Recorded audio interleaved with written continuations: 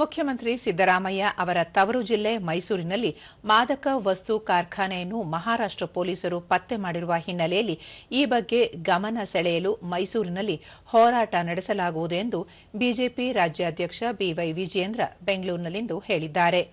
ಮೈಸೂರು ಸೇರಿದಂತೆ ರಾಜ್ಯಾದ್ಯಂತ ಮಾದಕ ವಸ್ತು ಜಾಲ ಹರಡಿರುವ ಹಿನ್ನೆಲೆಯಲ್ಲಿ ಇದರ ವಿರುದ್ಧ ಹೋರಾಟ ನಡೆಸಲು ನಿರ್ಧರಿಸಲಾಗಿದೆ ಎಂದು ಹೇಳಿದರು.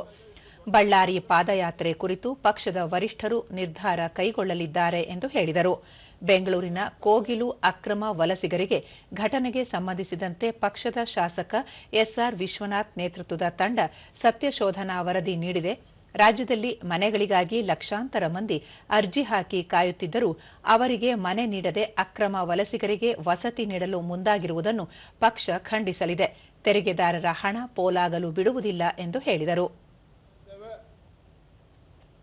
ರಾಜ್ಯದ ಸಂಪೂರ್ಣ ಕಾನೂನು ಸುವ್ಯವಸ್ಥೆ ಕುಸಿದಿರುವಂಥ ಎಲ್ಲ ವಿಚಾರಗಳನ್ನು ತೆಗೆದುಕೊಂಡು ಆ ಹೋರಾಟವನ್ನು ನಾವು ಆಯೋಜನೆ ಮಾಡಿದ್ದೇವೆ.